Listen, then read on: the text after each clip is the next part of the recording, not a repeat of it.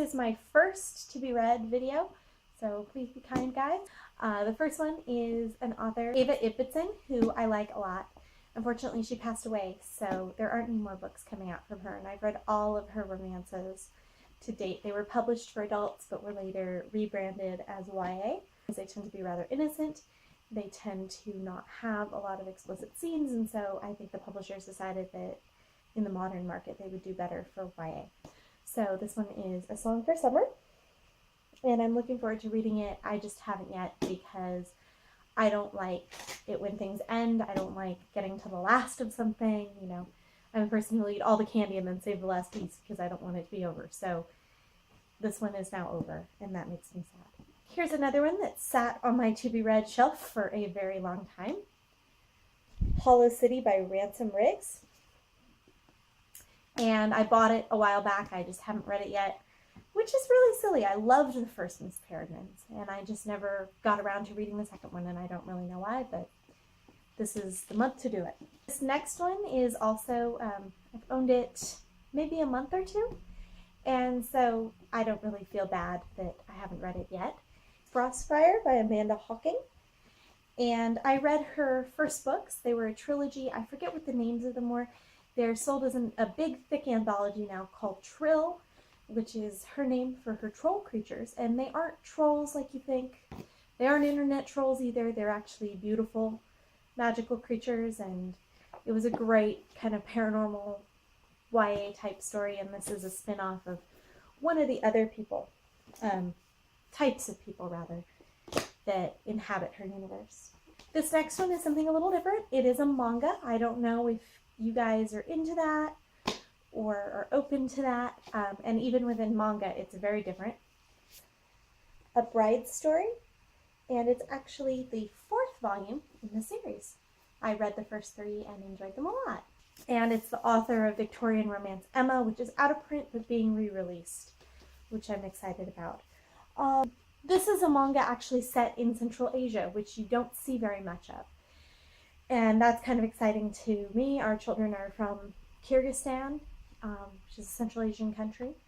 And so you don't really see much of their homeland in fiction and manga. You don't see much of it anywhere. So this is actually an example from the first volume of the art style. And it's really beautiful. I'm sure just a quick capture on YouTube is not going to do it justice. But it's very beautiful, very detailed illustrations, great stories, a lot of the culture, you know, right down to the bread that I remember eating in Kyrgyzstan, these big round pieces of bread, and the loaves are like this, and they rip it and eat it, and it's just amazing.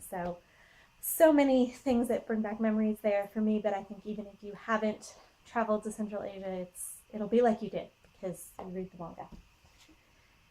Okay, so this next one is embarrassing, but I'm letting it all out there. Please don't judge me because this book came out. Let's see, when did this book come out? This came out in 2013 and I still haven't read it, and it's the last book in one of my favorite series. It's called The Gates of Paradise by Melissa Delacruz, and it's the last in the Blue Bloods series, which it's hard for me to make myself read the last one sometimes, especially when I've loved it so much. So I'm going to bite the bullet and I'm going to read it and hopefully enjoy it and not be too sad that it's over. This next one is the second book in a trilogy that I just recently discovered, called Tatiana and Alexander by Paulina Simmons. And the first book is called The Bronze Horseman. I love Russian culture, always have. You know, went to Russia 4 times in 2014. And, you know, unfortunately I've never been to St. Petersburg where these books are set. But I did enjoy the time spent in Moscow.